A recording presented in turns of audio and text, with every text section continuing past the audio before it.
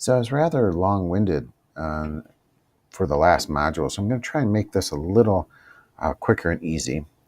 So when we talked about in the last module the SAMR framework, so these resources are really about taking those traditional ways we taught in the past and bumping them up through modification and augmentation, and even redefinition to our students. So traditionally, this is say a whiteboard or a blackboard, whatever you remember from your educational days. Not a very good spelling of blackboard, but let's just put some writing in here. Here's our teacher.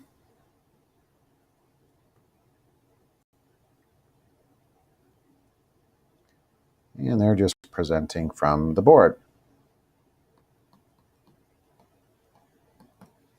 So the resources here are really going to be ways that teachers can express their teaching to their students. And that could come in a variety of forms, but basically it would let the student learn in a variety of different ways. So they could be, we'll draw a student here,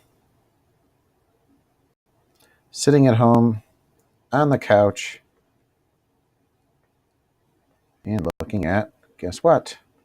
Their favorite device, a phone, an iPad, or a variety of ways that they could get that. And again, they could be in their classroom, but just changing that dynamic so that they can learn from you in unique ways. And, again, we could lament the days of the chalkboard, and I often do. But let's just take a look at some of these resources, and hopefully you'll find some that might help you. So one of the things that I've been doing a lot with is sketchnoting. That's one of the resources here. And I've really begun to appreciate sketchnoting. And sketchnoting, I love about sketchnoting, it can fall into a variety of different formats, from paper and pencil to technology.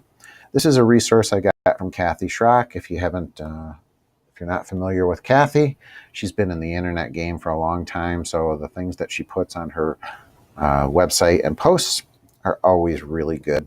So in sketchnoting, if we take a look at, say, this, what I love is this. If you go down here, there's a variety of resources that you can look at, including books, yes, good old-fashioned books, about sketchnoting. And in a nutshell, sketchnoting is really about putting drawings with text and then doing other things like creating containers. So when it's all said and done, you should have a sketch note. It looks like there's a sketch note here that looks like that. So it can be combining text, images, pictures that help us learn. And through studies have shown, even back as far as the 70s with the dual code method, that students learn better when they see images along with text. And it's even better if you can have the students start taking those notes. So sketchnoting, I would highly recommend, is a great tool, and there's some great resources within there. I often like, if you go to Brain Doodles, it's right here. There's a Brain Doodles in the Classroom course. This gentleman is really good. And this Brain Doodles is a great way for you as a teacher to start learning how to create sketches and notes in your classroom. So highly recommend it. Fantastic resource, and the videos are free and the lessons are free. So you can start improving your doodles to share with your students. And then you can use, again, you could use OneNote if you're an Office 365, and then there's other tools that you can use that I'll show you. So again, finding unique ways to teach. So sketchnoting is one way. Sketchnoting, you can use all kinds of technologies. Microsoft just released this whiteboard, and it is a free download for Office 365. What you can do with this is you can, here, I'll bring it up on, I think there's a link to it. There it is. So basically what it does, without going too detailed, again, I wanted to make this brief. If you download this app through the Office 365 or just the Windows Store, you can start a doodle, but you can also have others join in. So you could actually invite members of your class in, or maybe the students could create their own notes. So students could use this as a collaboration piece, and you could actually share your notes, your class notes, with a stylus on your computer out to the class, and then you can share them out to them. So it's a really great tool. It's pretty new and easy. I've used it a little bit, and it's got some real promise there. So there's that. Nearpod is kind of like PowerPoint, but it allows you, if you're a one-to-one district, Nearpod will let you kind of shoot out a lesson to your students. It works kind of like PowerPoint, but there's so much more to it. Nearpod has simulations built in for the science and math teacher. It's got 360-degree photos. So for a social studies teacher that wants to show geography, Nearpod is great. The free version of Nearpod is pretty powerful. You can do a lot with it. So there's a lot of presentation styles, and it basically has students work with you. And again, there's surveys you can put in it. There's quizzes you can put into it. There's a lot of dynamic ways you can use Nearpod with your class. So I highly recommend that one.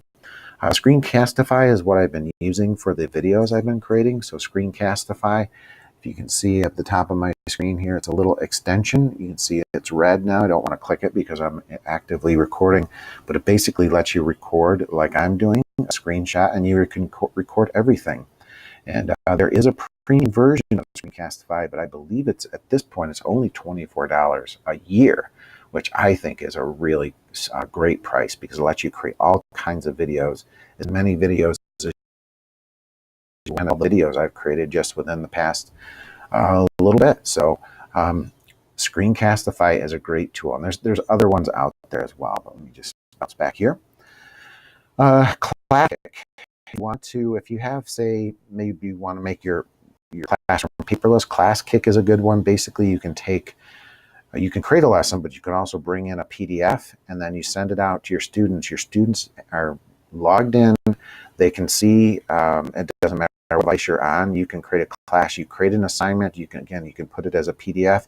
You'll actually, while they're doing the work, each student, you'll be able to see them doing the work on their screens. You can wirelessly talk to them and communicate with them. A student can kind of virtually raise their hand and send it back to you, so no one has to know that a student needs help. So that's a great resource. That's this Classkick here. Twila is again a collaborative writing board. It's a little limited as far as its freemium version. There's this great Google Doc of digital whiteboard tools. If you want to take a look at some of those, you could definitely spend an hour's worth of time looking at that. That's a Google Doc. I'll give it a second and then I'll move on. I'll just move on with that. I'll let you explore that one. And then Powtoon is a way for you to create videos. So you could create a lesson using kind of cartoon-like videos. Really pretty good.